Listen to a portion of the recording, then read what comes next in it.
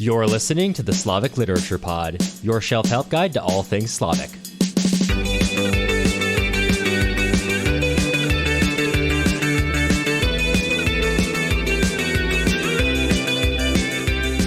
I'm Cameron Lalana, and if you want to learn more about Slavic literature, art, and culture, then you're in the right place. Today, we're doing something a little bit different.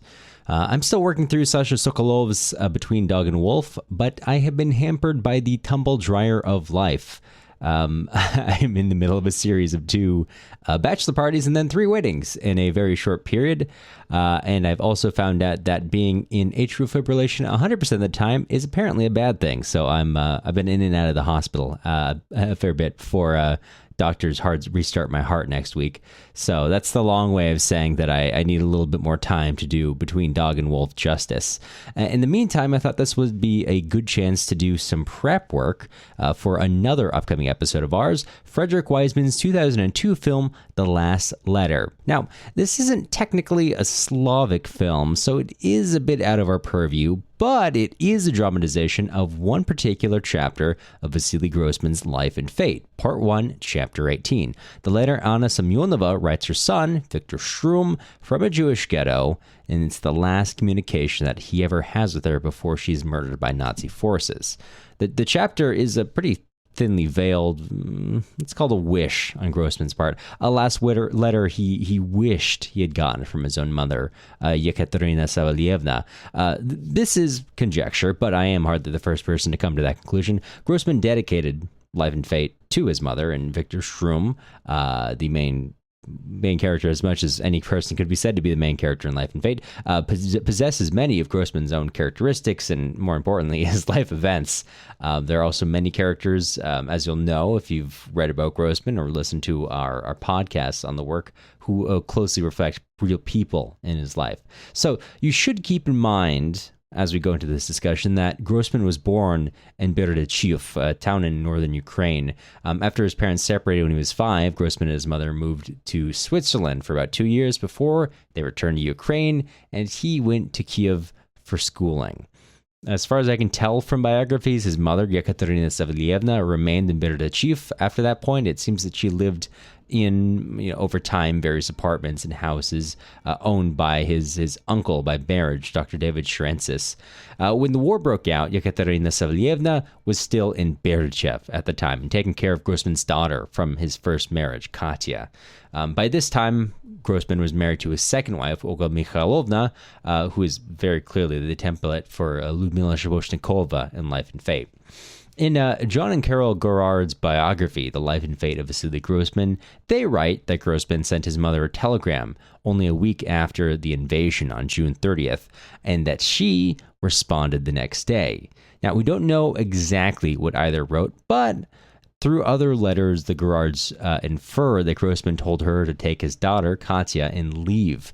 But Yekaterina Savalievna responded that she could not leave without her niece, Natalia, who had some kind of intellectual disability and needed support.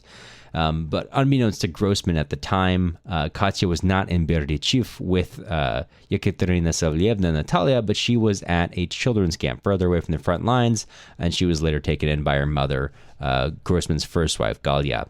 Within 7 days of that telegraph exchange, which happened first on July 30th and then, June 30th, and then on July 1st, the German army would take Berdychiv.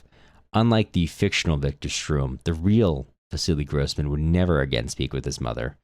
And again, what I'm about to say now is conjecture, but the German SS almost certainly forced Yekaterina Savalievna and Natalia into a ghetto that they had set up for Jews within a month of taking over the town. That was the fate of all the other Jews in the town, so although it is conjecture, you can understand it. The assumption is strong. SS forces and Ukrainian auxiliary police would execute around 1,300 people in that ghetto about 2 months later in September, and then they would kill everybody on October 5th. The fact that Grossman had not gone by train to go get his mother within that week, that between the telegrams and the occupation, would haunt Grossman for the rest of his life. in Life and Fate, in fact, this is one of the central issues between Viktor and Ludmila. The fact that she had said no to ousting his mother before German forces overtook their town. And according to Grossman's friend, Semyon Lipkin, that did reflect the real Olga Mikhailovna's refusal to take in Grossman's mother and cousin at the start of the war, although, as the Gerards point out, Grossman certainly had not pushed the issue. As you certainly already know, Grossman, during the war, worked as a journalist for Red Star, and he and other Jewish Soviet journalists also collected evidence of the Nazi crimes we now know as the Holocaust. You can read some of his work in pieces like The Hell of Treblinka or Ukraine Without Jews. And for that work, Soviet authorities were initially supportive of it, but over the course of the war, they began to start editing out lines or shunting pieces about these crimes for publication in lesser read languages like Yiddish instead of Russian. And so what happens eventually in the Soviet Union, and this is a slow process that builds and builds. I don't think you could call it Holocaust denial exactly, but it was pretty extreme minimization, right? The stance the nation took, I'm using the nation loosely here, was that all Soviet peoples had suffered as one nation, right? So why do we have to say that some people suffered more than others? Although, of course, in reality, some did, right? This leads to the refrain, do not divide the dead. Do not divide up who suffered the most, because we all suffered during the war. Although, again, the reality was not everyone did suffer equally. Within this context, Grossman returned to Kiev finally in January of 1944, towards the end of the war, to find at that point that Nazi forces had killed many of his friends and family there. And the Gerards quote from a letter that he wrote to his father from Kiev that includes these sentences. Quote, "I am leaving today to go to Berdichev.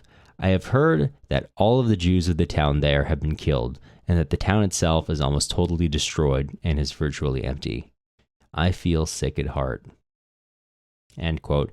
Now, it's unclear if Grossman wrote or spoke to anyone about what he found in Berdichev. I find it hard to imagine that he wouldn't have, but the Gerards don't produce anything, although I haven't had a chance to cross-reference Alexander Popov's biography or other scholarship about this era of Grossman's life, so it certainly could exist. But the Gerards do make an educated guess at least one part of Grossman's visit, because in Life and Fate, the fictional Anna Semyonova gives these directions to Viktor Shtrum. Quote, 4 versts from the town, near the airfield on the road to Romanovka. Remember that name, Vitya. That's where you'll find the mass grave where your mother is buried. Now, these directions, of course, written by Grossman himself for the novel, were navigable in the real world. They would lead to 2 mounds behind an airstrip on that very road outside of Berdichev. And in that earth were the murdered people of the Berdichev ghetto, including Grossman's own mother. So with all this context in mind, I want to spend today's episode talking about 3 letters, all written by Grossman, of course. The first is a letter to his mother from 1950, about 9 years after her death. The second is from Anna Semyonova. That's her fictional letter to Viktor Shtrum, which is possibly written around 1959. And then finally, we have another letter to Grossman's mother, this time written on the 20th anniversary of her death. If you have read Life and Fate, then you know Viktor's thoughts on his mother's death form a pretty central part of how he approaches life successfully and unsuccessfully through the rest of the novel. And I think you could pretty convincingly argue that Grossman's thoughts in these letters we're going to talk about today do form an integral part of his perspective as a writer. Especially with respect to the importance of that little senseless thing, human kindness, which becomes the ultimate force fighting against fascism. And I think it's pretty interesting. So this is worthwhile for its own sake, but I don't want to go on too long, because the ultimate point we're doing this is because we are not this episode, not next episode, but the episode after next episode, we're going to be covering Frederick Wiseman's The Last Letter. Now, Frederick Wiseman is not a Slavic author, or a Slavic director, I should say, but he is talking about one of the most affecting letters from Vassily Grossman's greatest work, probably. So I think it's worthwhile to engage with the text that we have and take the time to analyze how well we think The Last Letter is going to portray Grossman's perspective. I'm not going to get too into the background of Wiseman or how the last letter came about. Let's save that for the actual episode when it comes out in a couple weeks. But for now, we're just going to be talking about these letters and Grossman's perspective and keeping that in mind as we head into the film eventually. So let's start with the first letter, going in chronological order. This one written on the 9th anniversary of his mother's death. And I should note that if you read, I'm getting these short stories from the collection The Road, which is edited by Robert Chandler, and he has got some great introductions in these pieces. And as he notes, these two letters, not the fictional letter written by Anna Semyonova, but the two letters written from Grossman to his mother were kept among his personal affects until after his death, when they were found by people going through his things.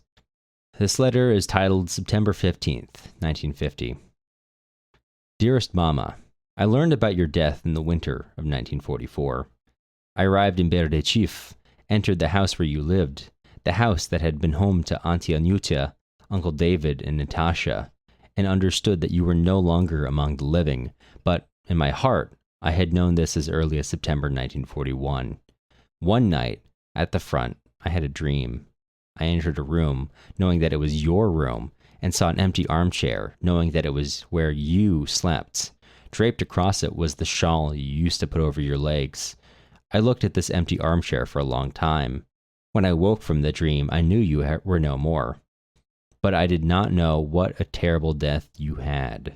I learned about this only when I came to Berdechiv and questioned people about the massacre that took place on September 15th, 1941. I have tried dozens, perhaps hundreds of times to imagine how you died, how you walked to your death. I have tried to imagine the man who killed you. He was the last person to see you. I know that you were thinking about me a great deal. All the time. It is now more than 9 years since I stopped writing to you, since I stopped telling you what has been going on in my life, and so much has piled up in my heart during these years that I have decided to write to you, to tell you about it all, and of course to complain about things, since there is really no one left who cares about my sorrows.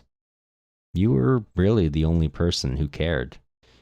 I shall be frank with you and tell you everything that I feel. But this will not necessarily be the whole truth about me. Not all of my feelings, after all, are true. There is probably much in my feelings that is shallow and false, but I want first of all to tell you that during these 9 years, I have been able to prove to myself that I really do love you. My feelings for you have not been diminished by one iota. I have not forgotten you, and I have not found any consolation. Time has not healed me. To me, you are as alive as when we saw each other for the last time, as alive when I was a little boy and you used to read aloud to me, and my pain is still the same as when one of your neighbors on Uchilishная Street told me that you were gone and that there was no hope of finding you among the living. And it seems to me that my love and this terrible grief will never change until the end of my days. If you remember, I should note, I finished reading the letter. If you remember reading Stalingrad a long time ago now, this letter may strike you as somewhat familiar. The letter that Anna I keep mixing your name almost up with Yekaterina Savelyevna. The letter that Anna Semyonova writes in Life and Fate is alluded to in Stalingrad as a letter, not only a letter, but as a dream that Viktor Shtrum gets, which is almost beat for beat exactly the dream that Grossman describes in this letter long after the war itself. And long after Stalingrad was published, that was published as For a Just Cause in 1952. So that was an image that clearly stuck with Grossman for quite some time. But let's move on to the main meat of the episode today. Part 1, Chapter 18 of Life and Fate. This would have been written, I'm assuming, around 1959, could be 1960. That's around the period that Life and Fate's being written. So this is with more time to reflect after this letter we just talked about from years and years earlier. And now Grossman is responding to his own letter in a way. This letter that he wished his mother had sent, perhaps in reflection to something that he had said to her.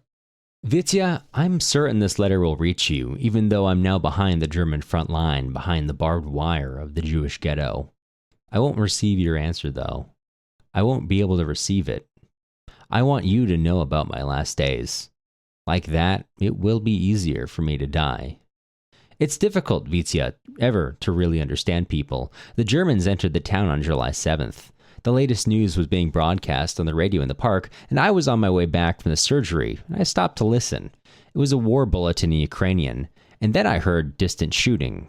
Some people ran across the park. I set off home, all the time feeling surprised that I'd missed the air raid warning. Suddenly, I saw a tank and someone shouted, "It's the Germans." Don't spread panic, I was warned.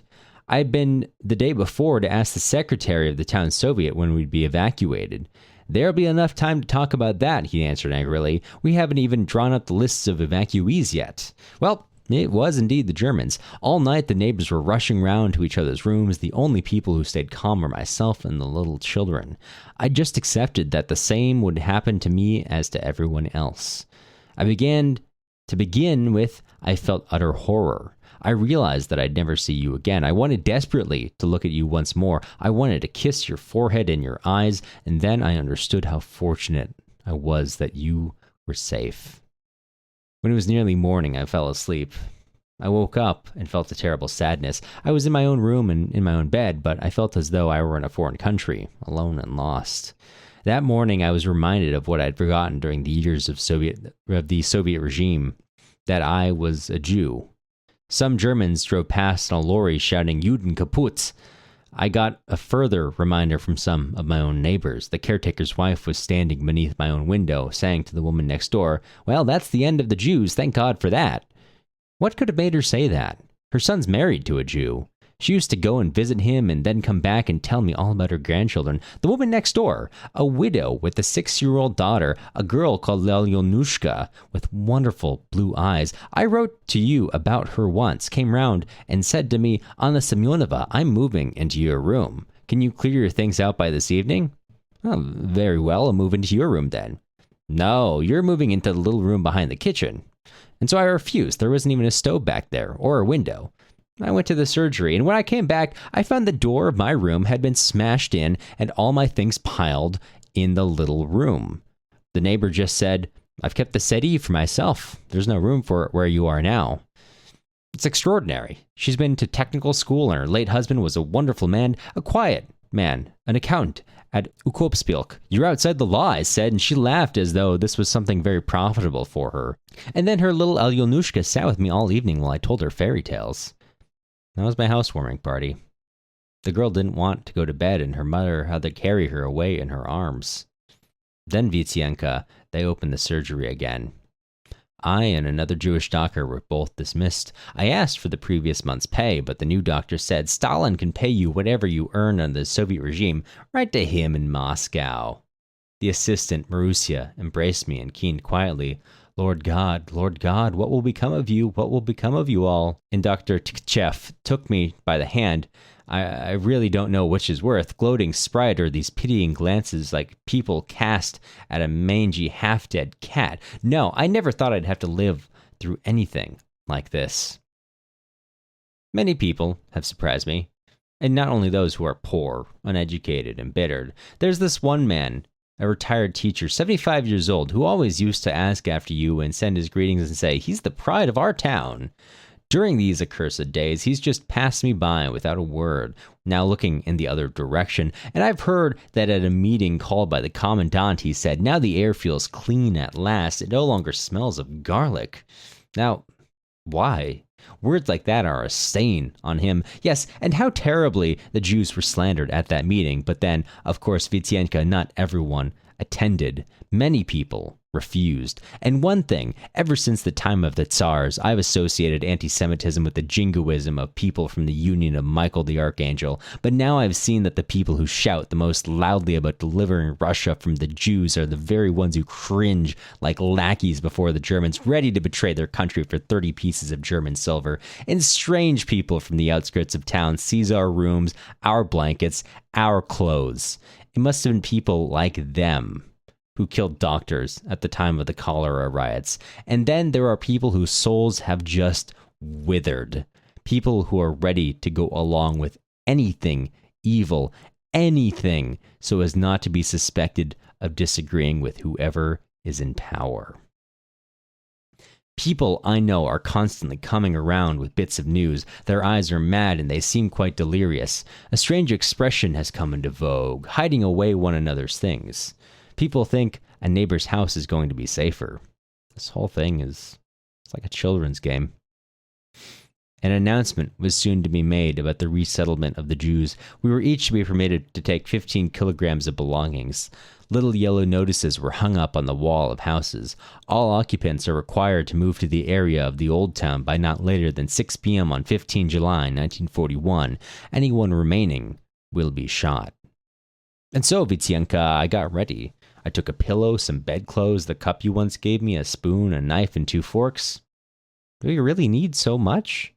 I took a few medical instruments. I took your letters, the photographs of my late mother and Uncle David, and the one of you and your father, a volume of Pushkin, Lettres de Mon Moulin, a volume of Maupassant with Unvier, a small dictionary. I took some Chekhov, a volume with a boring story, and the bishop. And that was that. I'd filled my basket. How many letters I must have written to you under that roof. How many hours I must have cried at night. Yes, now I can tell you just how lonely I have been. I said goodbye to the house and the garden. I sat for a few minutes under the tree. I said goodbye to the neighbors. Some people were very strange. 2 women began arguing in front of me about which of them would have my chairs and my writing desk. I said goodbye, and they both began to cry. I asked the Basankos to tell you everything in more detail if you ever came and asked about me after the war. They promised.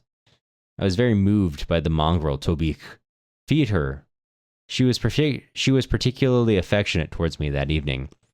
If you do come, feed her, in return for her kindness toward an old Yid.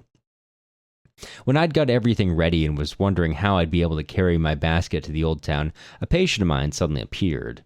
A gloomy, and so I'd always thought, rather callous man named Shukin. He picked up my belongings, gave me 300 rubles, and said he'd come by once a week to the fence and give me some bread.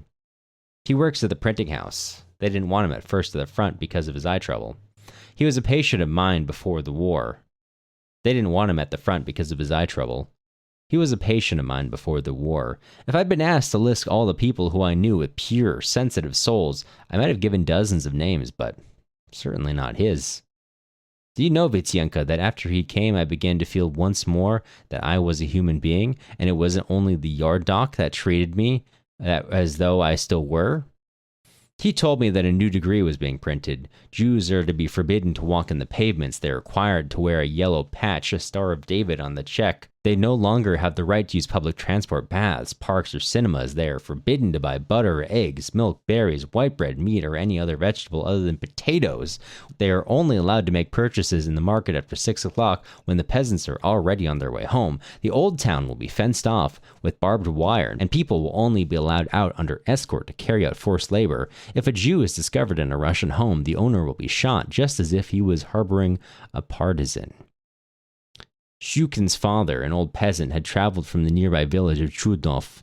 He had seen with his own eyes how all the Jews there were herded into the forest with their parcels and suitcases. All day long he heard shots and terrible screams. Not one Jew returned. As for the Germans who'd commandeered his rooms, they didn't come back till late at night. They were quite drunk and carried on drinking and singing till dawn, sharing up brooches, rings, and bracelets right out under the old man's nose. I don't know whether the soldiers just got out of hand or whether that's a foretaste of what's to come. What a sad journey it was, my son, to the medieval ghetto. I was walking down the town where I have worked for the last 20 years. First, we went down Svichnaya Street, which was quite deserted. Then we came down to Nikolskaya Street, and I caught sight of hundreds of people on their way to the same accursed ghetto. The street was white with little parcels and windows. There were invalids being led by the hand. Dr. Margulin's paralyzed father was being carried on a ladder. One young man was carrying an old woman in his arms while his wife and children followed behind, loaded with parcels. Gordon, a fat, breathless man who manages a grocery store, was wearing a winter coat with a fur collar. Sweat was pouring down his face. I was struck by one young man. He had no belongings, and he was walking with his head high, a book held open before him, and a calm, proud face. but how crazy and horror-struck most of the people there looked. We all walked down the roadway while everyone else stood on the side of the pavement and watched. At one moment, I was walking beside the Margulises, and I could hear sighs of compassion from the women on the pavement. But everyone just laughed at Gordon's winter coat, though, believe me, he looked more terrible than absurd. I saw many faces I knew. Some nodded goodbyes, others looked away. I don't think any eyes in that crowd were indifferent. Some were pitiless, some were inquisitive, and some were filled with tears. I realized there were two different crowds. There were the Jews, the men in winter coats and hats, the women wearing thick dresses, and there were the people in summer clothes on shirt sleeves, embroidered Ukrainian blouses. It was as though even the sun no longer shone for the Jews in the street, as though they were walking through the cold front of a December night. We came to the gateway of the ghetto, and I said goodbye to my companion. He pointed out where we were to meet at the fence. Can you guess what I felt, Vitienka, once I was behind the barbed wire? I expected to feel horror, but just imagine, I actually felt relieved to be inside this cattle pen. Don't think it's because I'm a born slave. No. It's because everyone around me shares my fate now. It's because I no longer have to walk on the roadway like a horse. There are no more spiteful looks, and the people I know look me straight in the eye instead of trying to avoid me. Everyone in this cattle pen bears the stamp branded on us by the fascists, and it no longer burns my soul so fiercely. And now I'm no longer a beast deprived of rights, simply an unfortunate human being. And that's easier to bear. I've settled down, together with a colleague of mine, Dr. Sperling, in a small two-roomed house. The Sperlings have got 2 grown-up daughters and a 12-year-old son, Yura. I gazed for hours at his thin little face and his big, sad eyes, and twice, yes, I've called him Vitya by mistake, and he's corrected me. I'm Yura, not Vitya. How different people are. At Sperling, at 58 years of age, is full of energy. He's already managed to get a hold of mattresses, kerosene, and a cart for carrying firewood. Last night, he had a sack of flour and half a sack of haricot beans brought to the house. He's as pleased as punch at each little success of his. Yesterday, he was hanging up the rugs. Don't worry, we'll survive, he repeated. The main thing to do is to get stocked up with food and firewood. He said we ought to start up a school in the ghetto. He even suggested I give Yura French lessons in exchange for a bowl of soup, which I agreed. Sperling's fat wife, Fanny Borisova, just sighs. Everything's ruined. We're all ruined. At the same time, she keeps a careful watch on her elder daughter, Lyuba, a good, kind-hearted girl, in case she gives anyone a handful of beans or a slice of bread. The mother's favorite is the youngest daughter, Alya. She's the devil incarnate. Mean, domineering, and suspicious. She's always shouting at her father and sister. She came on a visit from Moscow before the war and got stuck here. God, what poverty there is everywhere. If only the people who are always talking about how rich the Jews are, how they've always got something put by for hard times, could have a look at how the old town is now. Hard times have come indeed. There can be no harder, but the people who've been resettled with 15 kilograms of baggage aren't the only inhabitants of the old town. There have always been craftsmen living here, together with old men, workers, hospital orderlies. What terrible crowded conditions they live in, and what food they eat. If you could only see these half-ruined shacks that have almost become part of the earth. Vitienka, I have seen many bad people here, people who are greedy, dishonest, capable even of betrayal. We've got one greedy, dishonest man, Epstein, who came here from some little town in Poland. He wears a band around his sleeve and helps the Germans with their interrogations and searches. He gets drunk with the Ukrainian policemen, and they send him round to people's houses to extort vodka, money, and food. I've seen him twice, a tall, handsome man in a smart cream-colored suit. And even the yellow star sewn onto his jacket looks like a chrysanthemum. But what I really want to talk to you about is something quite different.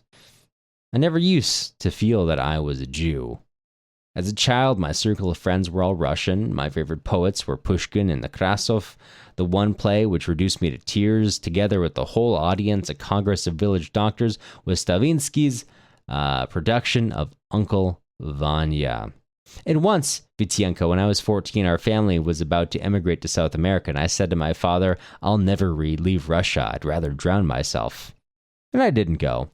But now, during these terrible days, my heart has been filled with a maternal tenderness towards the Jewish people. I have never known this love before. It reminds me of my love for you, my dearest son. I visit the sick in their houses, dozens of people crowded into minute little rooms, half-blind old men, unweaned babies, pregnant women. Now I'm used to looking into people's eyes for symptoms of diseases, glaucoma, cataract, but I can no longer look at people's eyes like that. What I see now is a reflection of the soul. A good soul, Vitienka, a sad, good-natured soul, defeated by violence, but at the same time triumphant over violence. A strong soul, Vitya. If you could only see with what concern the old men and women keep asking after you, how sincerely people try to console me, people I've never complained to and whose situation is far more terrible than my own. Sometimes I think that it is not so much me visiting the sick as the other way round, that the people are a kind doctor who is healing my soul, and how touching is it when people hand me an onion, a slice of bread, or a handful of beans, and believe me, Vitienka, that's not the matter of payment for my visit. Tears come to my eyes when some middle-aged workman shakes me by the hand, puts 2 or 3 potatoes in the little bag, and says, "There, doctor, I beg you." There's something about it which is pure, kind, fatherly, but I can't find the right words. I don't want to console you by saying things have been easy for me.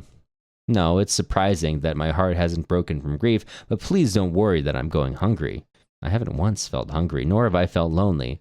And what can I say about people? They amaze me, as much as by their good qualities as their bad qualities. They are also different, even though they must undergo the same fate.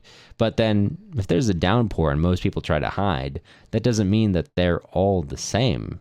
People even have their own particular ways of sheltering from the rain. Dr. Sperling is certain that the persecution of the Jews will only last as long as the war. There aren't many people like him, and I've noticed that the more optimistic people are, the more petty and egoistic they tend to be. If someone comes in when we're eating, Alya and Fanny Borisovna hide away the food as quick as they can. The Sperlings treated me well, especially as I eat little and provide more than I consume, but I've decided to leave. I don't like them. I'm trying to find some little corner for myself. The more sorrow there is in a man, the less hope he has of survival, the better, the kinder, the more generous he becomes. The poorest people, the tailors and the tinsmiths, the ones without hope, are so much nobler, more generous, and more intelligent than the people who've somehow managed to lay by a few provisions. The young schoolmistress Spielberg, and the eccentric old teacher, the chess player, the timid women who work in the library, Ravitch, the engineer, who's more helpless than a child, yet dreams of arming the ghetto with handmade grenades. What wonderful, impractical, dear, sad, good people they all are. And I've realized now that hope almost never goes together with reason. It's something quite irrational and instinctive. People carry on, Vitya, as though their whole lives lie ahead of them. It is impossible to say whether that's wise or foolish. It's just the way people are.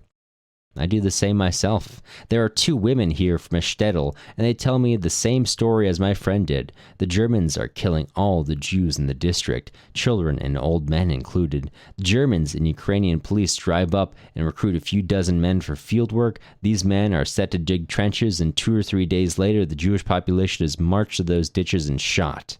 Jewish burial grounds are rising up in all the villages round about. There's a girl from Poland next door. She says there, the killing goes on continually. The Jews are being massacred. There are only a few ghettos, Warsaw, Lodz, and Radom, where there are any left alive. When I thought about all this, it seemed quite clear that we've been gathered here not to be preserved like the bison in Białowieska forest, but to be slaughtered. Our turn will come in a week or 2, according to plan. But just imagine, I still go on seeing patients and saying, now bathe your eyes regularly with the lotion and it will be better in 2 or 3 weeks. I'm taking care of one old man whose cataracts will be possible to remove in 6 months or a year. I gave Yura French lessons and even got quite upset as he had bad pronunciation. Meanwhile, the Germans burst into people's houses and steal. Sentries amuse themselves by shooting children from behind the barbed wire, and more people confirm that any day now our fate will be decided. That's how it goes. And life goes on. Not long ago, we even had a wedding, and there are always dozens of rumors.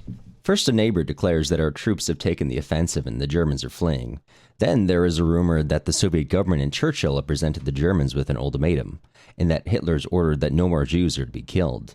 Then we are informed that the Jews are to be exchanged for German prisoners of war. It seems that nowhere is there so much hope as in the ghetto. The world is full of events, and all these events have the same meaning and the same purpose, the salvation of the Jews. What a wealth of hope. And the source of all these hopes is one and the same, the life instinct itself, blindly rebelling against the terrible fact that we must all perish without trace. I look round myself and simply can't believe it. Can we really, all of us, already be condemned, about to be executed? The hairdressers, cobblers, the tailors, the doctors, the store repairers are still working.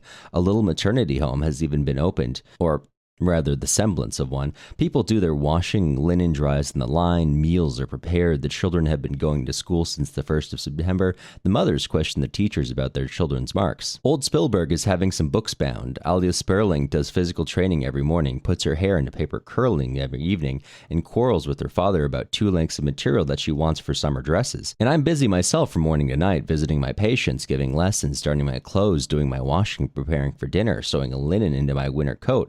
I hear stories about the terrible punishments Jews have suffered. One woman I know, a lawyer's wife, bought a duck egg for her child and was beaten till she lost consciousness. A boy, the son of Sirota the chemist, was shot in the shoulder, crawling beneath the wire after a ball had rolled away. And then rumors.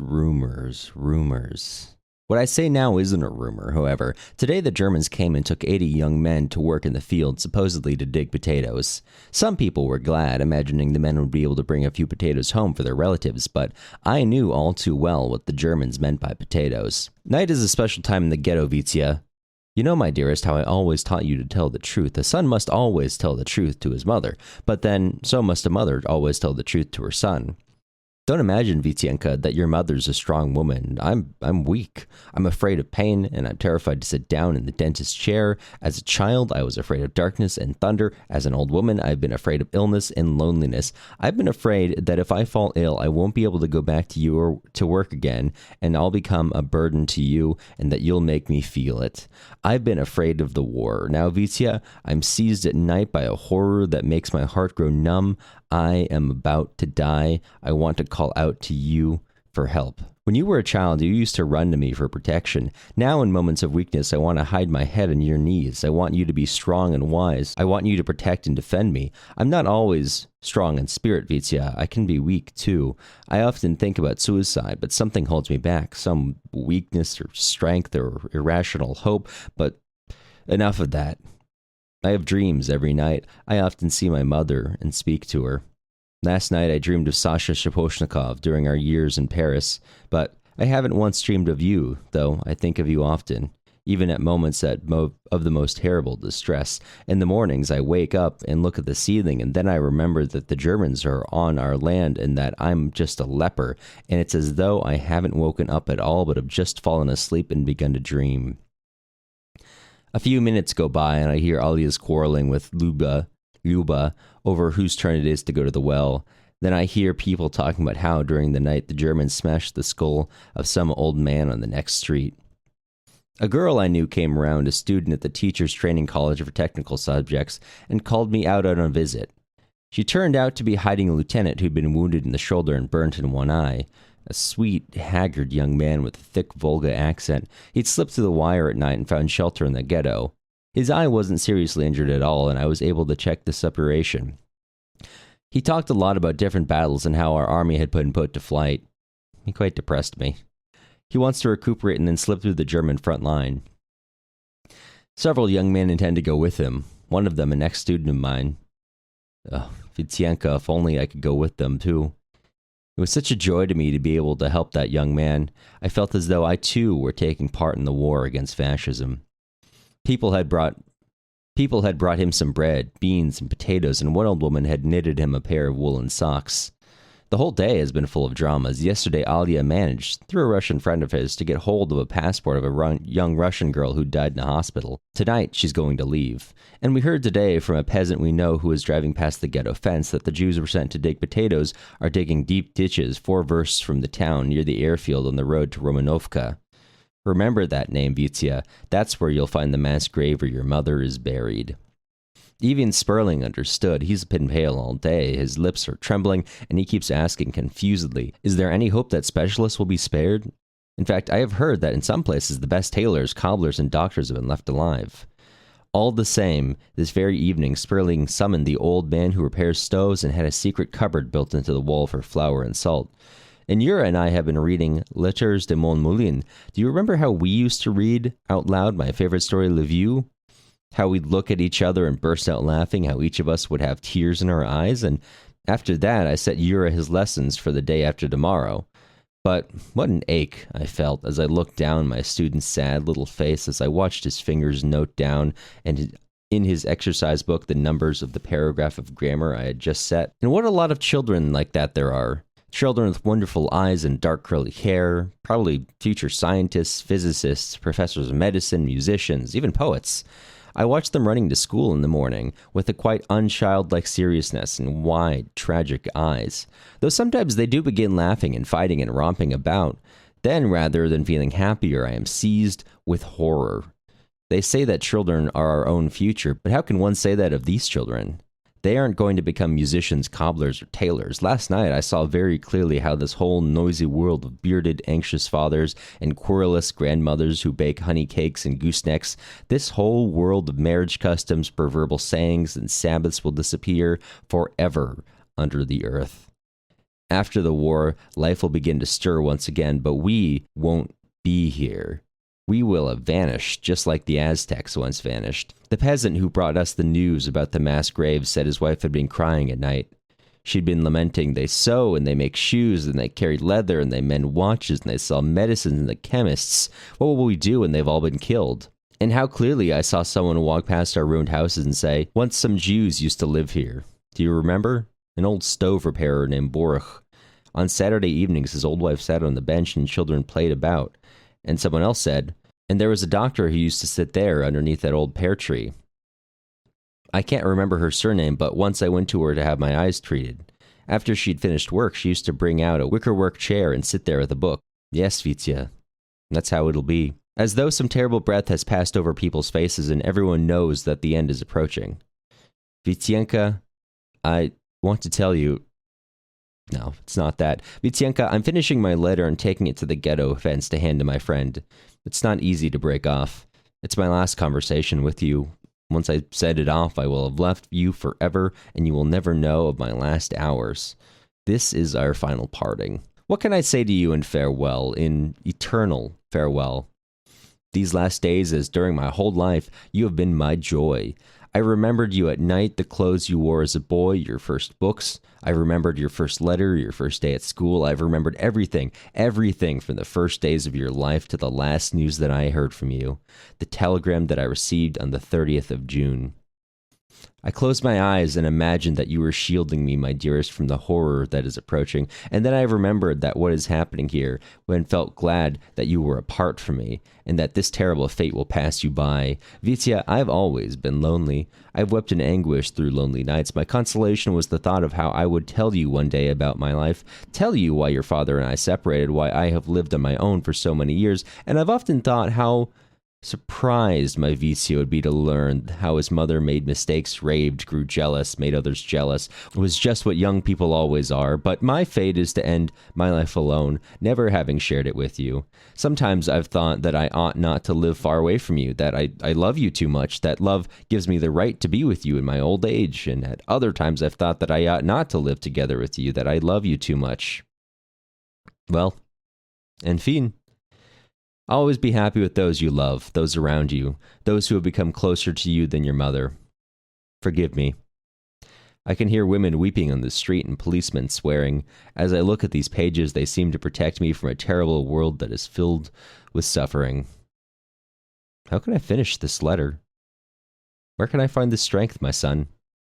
Are there words capable of expressing my love for you? I kiss you, your eyes, your forehead, your hair. Remember that your mother's love is always with you, in grief and in happiness, and no one has the strength to destroy it. Vityenka, this is the last line of your mother's last letter to you. Live, live, live forever, Mama. As there are always things I'd like to say with Grossman, but I think for now, since we're doing just a prep work episode, I'm gonna let the words stand for themselves there. We will come back to this when we watch the actual movie, The Last Letter, and we are going to take some more time to reflect on how the movie portrays or dramatizes everything that we've seen in this chapter. This is my third or fourth time reading it in the last 2 or 3 days now.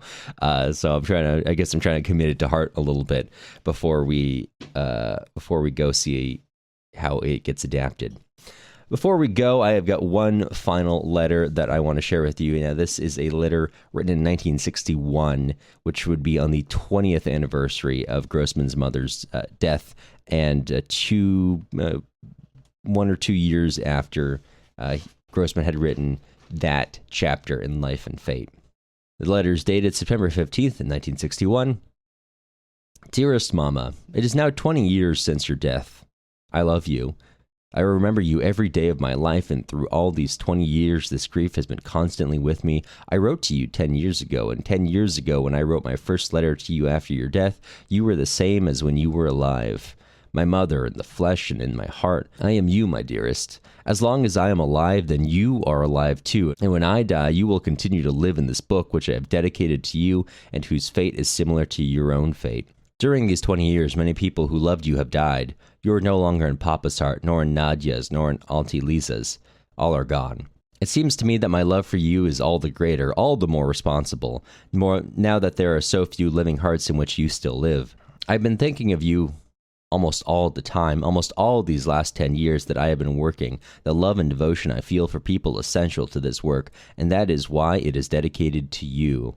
To me, you represent all that is human, and your terrible fate is the fate of humanity in an inhuman time. All my life, I believe that everything that is good, kind, and honorable in me, everything that is love, comes from you. Everything that is bad in me, and there's more than enough of this, is not you. But you love me, Mama. You love me even with all that is bad in me. Today, as I have done so often during these years, I have been rereading the letters that still remain from among the many hundreds that I received from you. I have also reread your letters to Papa. Rereading these letters, I have been crying once again. I cried over the words, and also, Sioma, do not expect to live a long life. I'm expecting something to sneak up on me from a dark corner. But what if I were to suffer a long and difficult illness? What would my poor boy do with me then? How terrible it would all be. I cry reading the passage where you, who were so lonely and who imagined life under one roof with me as a supreme joy, say to Papa, it seems to me, weighing everything up sensibly, that if Vasya had any extra space, you should move in with him yourself. I'm saying this a second time since things are going all right for me, and there is no need to worry about how I'm feeling. I know how to protect my inner world from those around me. I cry over these letters because you are present in them.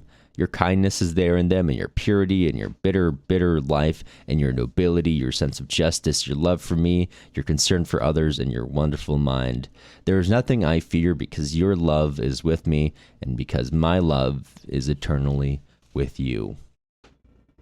I don't really know what there is to add to Grossman's love for his mother.